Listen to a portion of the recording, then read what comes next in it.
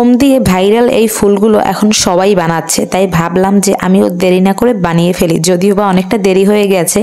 আর এই দিকে কিন্তু আবার তার সাথে একটা সুন্দর টপ বানিয়েছিলাম। তো সবকিছু নিয়েই থাকছে আজকের ভিডিওটা। প্রথমেই চলে আসি মোমগুলোকে গলাতে হবে, তাই আমি এখানে মাত্র 4টা মোম নিয়ে নিয়েছিলাম, 5 টাকা দামের যে মোম সেইগুলো। এদিকে কড়াইতে আগে একটুখানি জল গরম দিয়েছি, তারপর একটা ছোট্ট বাটিতে মানে একটা স্টিলের বাটিতে মোমগুলোকে ভেঙে নিয়েছি। এখন এই মোমগুলো জাস্ট গলে গেলেই হবে। আর তোমরা যদি সাদা ফুল রাখতে চাও তাইলে কোনো কালার দেওয়ার দরকার নেই, আর যদি বিভিন্ন ধরনের কালার মিশাতে চাও তাহলে যে যার মতন কালার মিশাতে পারো। আর আমি এখানে কিন্তু আমার একটুখানি লিপস্টিক দিয়ে দিয়েছিলাম, তাই অনেকটাই সুন্দর কালার হয়ে গেছিল, মানে একটু গোলাপের মধ্যে। দেখতে হয়তো দেখাচ্ছে যে অনেকটা গাঢ়, বাট কেন জানি যখন এই ফুলগুলো আমি ডালের সাথে দিয়েছিলাম তখন কিন্তু একদম হালকা যেটা পিঙ্ক কালার ওই রকমেরই এসেছিল।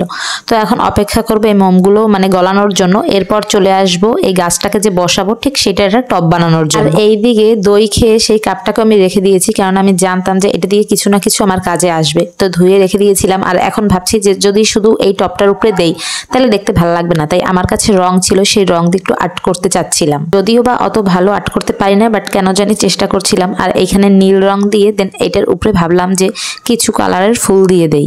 রংটা শুকিয়ে যাওয়ার পরে দেখলাম যে এই নীল রঙের উপরে যদি একটু হলুদ কালার দিয়ে ছোট ছোট ফুল দেই তাইলে বেশ ভালোই জাগবে, কেননা আমার কাছে যে আর কালারগুলো ছিল ওগুলো এটার উপরে একটু ভালো লাগতো না, তাই আমি সিলেক্ট করলাম যে হলুদ কালারটা দিয়ে এই ফুলটা দেই। তো এখন এই ফুলটা বানানোর ক্ষেত্রে আগে আমাদের লাগবে একটু জলের মধ্যে দেন একটু শ্যাম্পু গুলিয়ে নেব।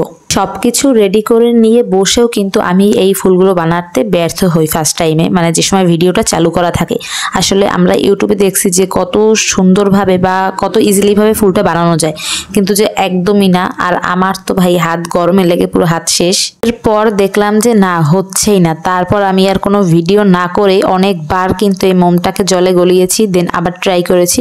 তো হালকা পাতলা অল্প একটু হয়েছে, সেটাই পরের দিন সকালবেলা ভাবলাম যে না তোমাদের সাথে শেয়ার করি। আসলে আমরা ইউটিউবে কোনো জিনিস দেখলে ভাবি যে কত সহজেই হয়ে যায় বা এটা অনেক ইজি, কিন্তু যে দেখো আমি নিজেকে দিয়েই প্রমাণ পেলাম। যারা যারা এই ফুলগুলো বানিয়েছো তারা কিন্তু অবশ্যই কমেন্ট করে যাবে, কেননা এই ফুলটা একদমই আমার মনের মতন হয়নি, তাই আমার ভালোও লাগছিল না, বাট ভাবলাম যে তোমাদের সাথে শেয়ার করাই যাক।